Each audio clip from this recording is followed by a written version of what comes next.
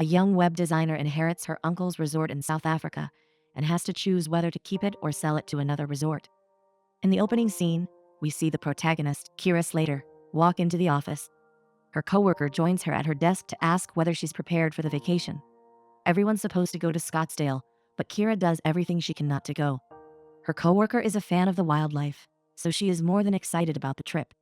The doors open and a rather good-looking guy walks out of them. His name is Brad Wilson, and he is an accountant who happens to be Kira's boyfriend. Walking into their office, he's disgusted by the noise they're making. They decide to grab a coffee, and as they do, he hands her emails. Surprised to see an email from her deceased uncle's resort in South Africa, she opens to read it only to find out that he's been looking for her because he has something to give her. Thinking that the idea is crazy, Brad tells her that she's not going to South Africa, and she agrees. We're taken to South Africa filled with beautiful sceneries and wild animals, as well as plantations, at the resort Ukathila, where the workers are trying to negotiate with lawyers to keep the place. The only male tour guide, Tom Anderson, offers to fix the situation, but his colleague, Ally, laughs at him for always wanting to fix everything himself. He tries changing Elwazi's mind, but she seems to have given up on leaving the resort because she believes that he will sign the contract in New York. Once again, he assures her that he won't, but she knows that there is a chance he might. The solution to the resort is Kira, and luckily for them, she changes her mind and decides to visit South Africa overnight, seeing a picture of her, and her uncle had woken up the memories she had from the resort, which is why she feels obliged to be there. She breaks the news to her not-so-supportive boyfriend Brad in the morning, and of course, he advises her not to. Regardless, she stands her ground, and soon we see her in a helicopter on her way to the resort. The ride is nothing like she'd imagined, so when they get to the ground, she's more than happy to be standing. Before she comes, however, Tom and Ally talk about the new VIP guest, and he assumes that she doesn't belong at the resort, therefore hoping that she's not the new owner. His assumption comes out to be true as Kira complains the moment her feet touch the ground. Nevertheless, they make their way to the resort, and once they arrive, Elwazi is thrilled to see her all grown up. After hugging her, she suggests they get inside. But before Kira has the chance to get her luggage, Tom insists he bring it in for her. Walking in, Kira sees a big portrait of her late uncle, and it makes her sad. However, Tom stands next to her as he says that her uncle was a great man, and she agrees. Elwazi tells them that they'll be having dinner and will meet with the lawyers the following day. So, Kira decides to go to her room. Stepping in, it takes her back to the old days when she was just a child. On the balcony, she steps out to enjoy the view when a giraffe pops out of nowhere, scaring her. She tells Tom all about it at dinner, and he assures her that they're not dangerous. They agree on one thing though, that the giraffes are beautiful, which is why he promises to give her a proper tour the following day. Since coming to the resort, Kira has noticed that there aren't many people, so she decides to ask him about it. He admits that they're having fewer people than usual, but are relying on the Europeans to come visit. Ally chimes in and jokingly tells Kira not to trust anything that comes out of Tom's mouth. They all start laughing when Elwazi joins them to share an old African saying. After dinner, Tom and Ally walk Kira to her room, and she thanks them for the delicious food. In the morning, Did took her to a specific place in nature where Elwazi was waiting for the lawyer.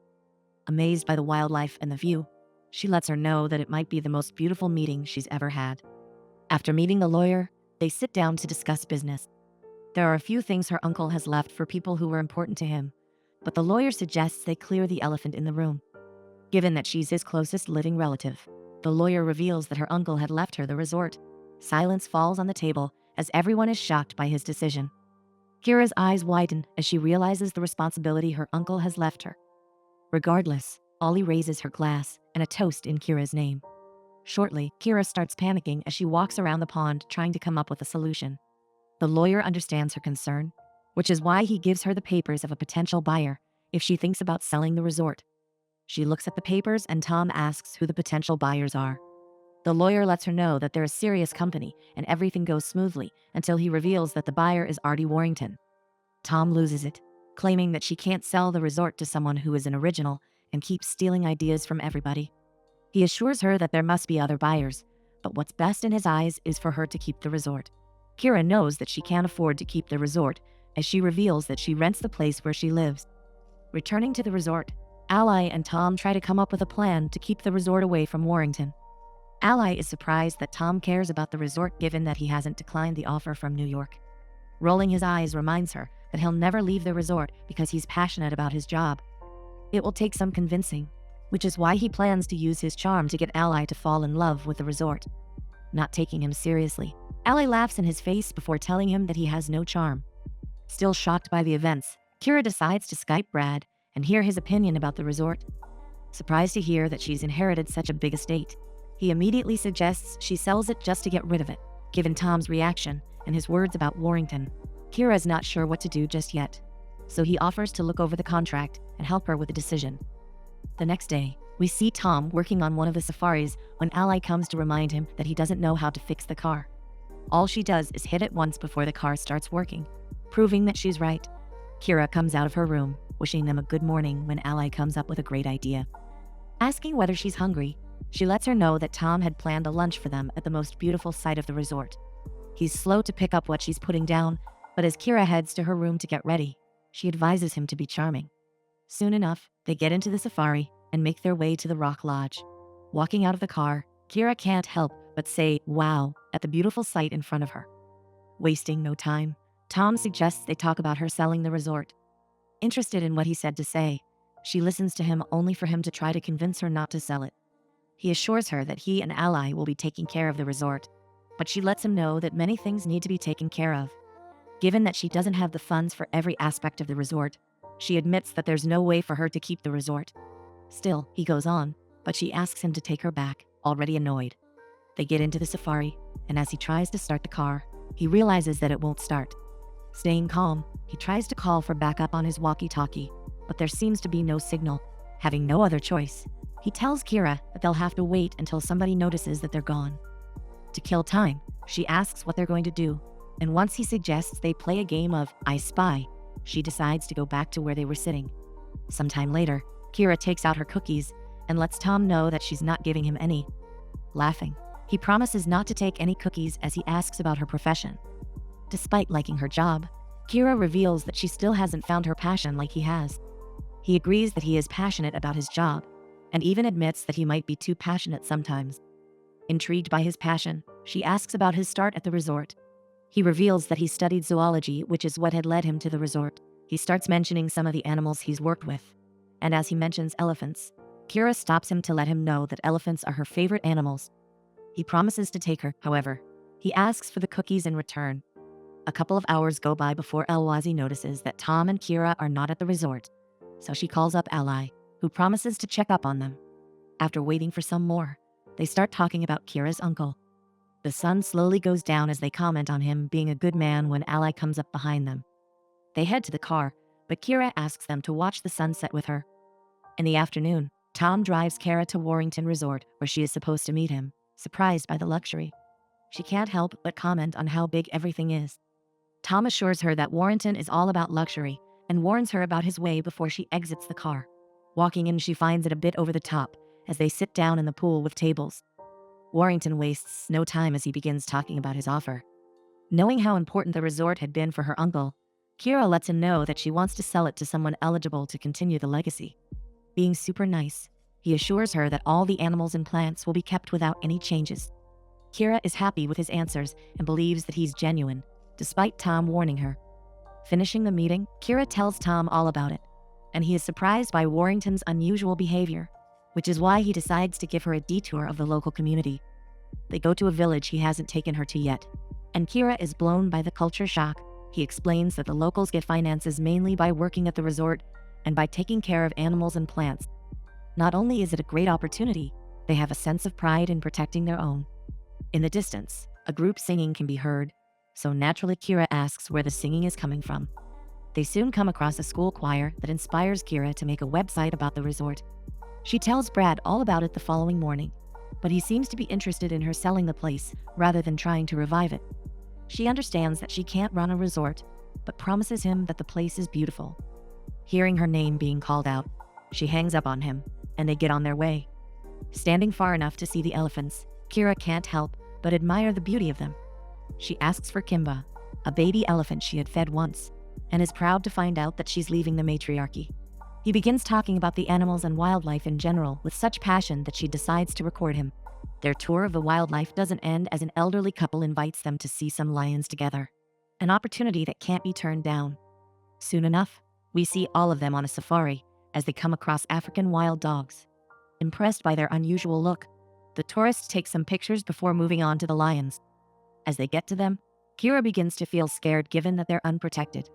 However, Ally assures her that they only hunt at night and asks everyone to sit still. Coming back from the lions, Tom doesn't stop as he continues explaining the wildlife to the elderly couple. Calling him a walking Wikipedia, the girls can't help but laugh at his expense. Through conversation, they come across Tom's offer from New York. Despite what happens to the resort, Ally doesn't plan on leaving the place, and it confuses Kira how she can be away from her boyfriend. However, she is relieved to find out that Tom is Ally's stepbrother. In the evening, as Kira is remaking the website, Tom decides to join her. Curious, he asks to see the new website, but given that it's still a work in progress, Kara asks him not to judge yet. Regardless, she shows him where the information about the resort will be as well as the options for booking. What impresses him most is the idea to set up cameras around the resort so tourists can browse and look at the animals they're interested in. Before she goes back to work, she wishes him a good night. Later on, she decides to visit El-Wazi. They keep up with a great service, but Kira doesn't want them to be giving her the princess treatment. El-Wazi assures her that they want to give her the best treatment, just like they would to any tourist.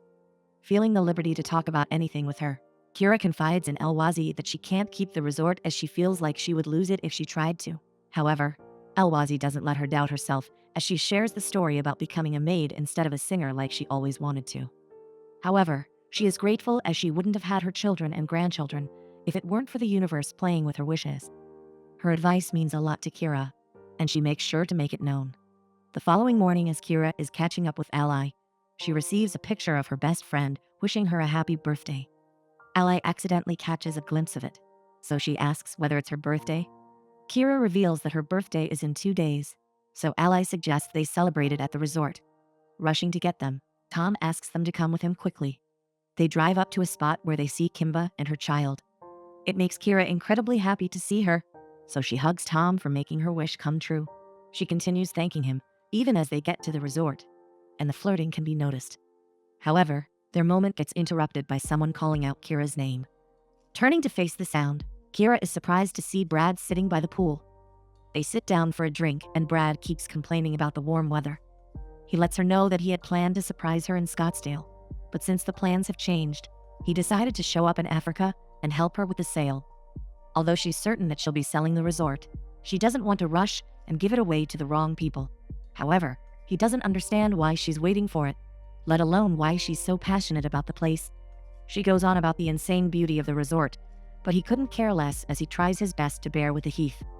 To show him what she's talking about, she decides to take him on a hike to where the whole resort can be seen. Naturally, he continues complaining, and as they get to the top, he doesn't even pay mind to the view. Kira asks him to look up and appreciate the moment, but he doesn't seem impressed by it as he claims to have seen all the animals at the zoo. When they return to the resort, Kira decides to look over the proposal for the sale.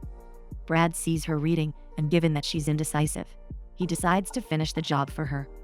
He asks to look over the documents one more time, and she gives them to him, unaware of his plan.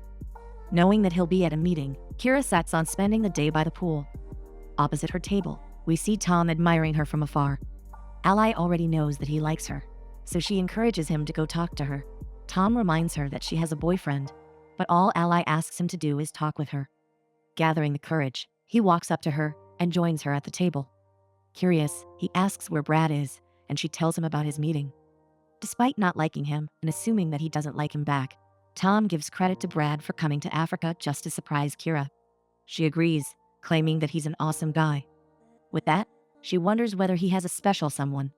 He admits openly that he doesn't, but assures her that he wants a family one day. Seeing them talk and enjoy each other's company, Brad decides to finish the job and asks for directions to Johannesburg, where Warrington's estate is. Upon his arrival, he introduces himself as Kira's financial advisor and tries to get the deal closed. He knows Kira's only concern is the wildlife and land, which Warrington promises not to change, saying everything Brad wants to her. When he returns, he decides not to tell Kira what he'd done just a couple of hours earlier. Kira's birthday finally comes, and the first one to wish her happy birthday is El-Wazi. Kira has given the selling of the resort some thought, which is why she offers to sell it to El-Wazi and all the workers. Even if they combined everything they have, they wouldn't be able to cover up half of it, Alwazi claims. Kira doesn't care about the money, claiming that she would sell it for $1, but Alwazi reminds her that it's expensive to keep it running as well. All of a sudden, a bright idea comes to Kira's mind, so she rushes to find Tom. Instead of Tom, she sees Brad waiting for her to have some birthday breakfast. He becomes disappointed as she tells him that she has to fix the issue about the selling, but promises to spend the evening celebrating her birthday. Finally, she finds Tom and asks him to go to Johannesburg as she has a proposal that will be the resort in the family. They meet up with Warrington, who invites them for breakfast. Instead of selling the resort, Kira suggests he invest in it and make profits that way. Although it's a good idea in theory, Warrington knows that the resort is a sinking ship, so he declines their offer. Having no other choices, Kira agrees to sell the resort under one condition. He promises to save the animals and land. Having already heard that, he reminds her that he had spoken to her financial advisor and is willing to give them 2 days to figure it out between themselves. Knowing that she doesn't have a financial advisor, she gets confused, but he tells her that Brad had been there the previous day. Hearing that her boyfriend tried to set her up breaks her heart, but the pain turns into anger and she rushes back to the resort to confront him. As they return, she looks for him only to be distracted by his surprise party. Local men sing her a traditional birthday song, so she begins to relax and enjoy herself. As they all sit down, Tom gives a speech about tomorrow not being promised, which is why he thanks Kira for putting a smile on their faces that evening. He hands her a gift, and she feels happy once she sees a bracelet her uncle used to wear, along with a picture of baby Kimba. Feeling grateful, Kira thanks them for the wonderful words and for making her trip incredible, not just because of the land and animals, but for accepting her as their own. Finally, Brad pulls out a red box and places it on the table. Kira opens it slowly to reveal a diamond ring in it. He asks her to marry him, and knowing what she now knows, Kira struggles to come up with the right answer. It cuts to a shot of him running after her, so she decides to come clean. Instead of apologizing, Brad claims that he only wanted to help her since he's a spreadsheet guy. What takes the straw is when he tries to blame her life changes, so she suggests they talk the following day. In the morning, we see Tom meeting with Ally. Given that he's the fixer, Ally asks why he isn't fixing the situation between him and Kira, and for the first time, he admits to not knowing how to. All he wanted to do was get her to fall in love with the place, not expecting him to fall in love with her. Ally notices how hard the situation is on him, so she pulls him in for a hug. When it comes to Kira, we see her enjoying the view as Alwazi brings her a cup of coffee. Not knowing what to do, she asks for advice, but Alwazi tells her that it's her decision at the end. To clear her mind, she asks to be taken to the top, and as she goes there, everything starts to make sense. When she returns, she decides to speak to Brad and break up with him. He assumes that she's mad because of Warrington, but it's the disrespect that has pushed her away from him. She's choosing to be alone for herself as she doesn't like how he doesn't view her as a serious woman, capable of making her own decisions. He claims that the resort has changed her, but reminiscing about her childhood days, the resort has reminded her who she truly is. Knowing that she's made up her mind, he decides to leave. Finding Ally and Alwazi, she asks them to organize transportation for Brad since he'll be going back. When it comes to her, she asks for a lot of food and coffee, as she stays all night long perfecting the website. However, she becomes disappointed as they get 0 reservations by the morning. Alwazi reminds her that things don't happen overnight, but given that it's the internet, Kira knows that her idea has failed.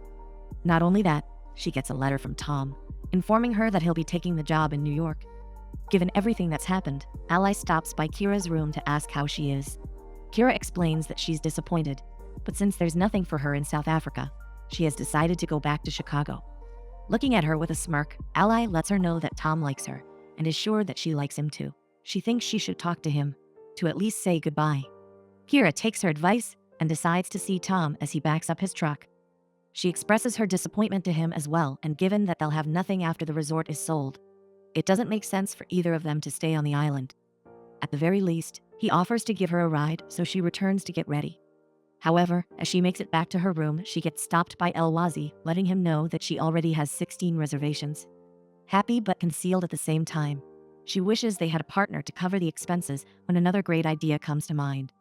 She tries to find Tom, and once she does, she reminds him about the village partnerships he had once mentioned. Promising to give them 50% of the property, Kira and Tom rush to find the chief. The long-awaited answer for who will get the resort finally gets answered as Kira agrees to share the property. In the afternoon, we see the chief, Kira, and El Wazi standing among the locals, ready to sign the deal. Kira is happy that the resort will stay with the family, which is why he wastes no time in signing the deal. Everyone cheers as Yukafila is saved and will remain in the family. The new partners separate from the crowd to congratulate each other in private. Tom lets Kira know that she's an incredible woman who took a risk he hopes to have been worth. With a smile on her face, she assures him that it has been worth it, so he asks her to take another risk with him. Leaning in, they share their first kiss, finally letting their emotions lead them.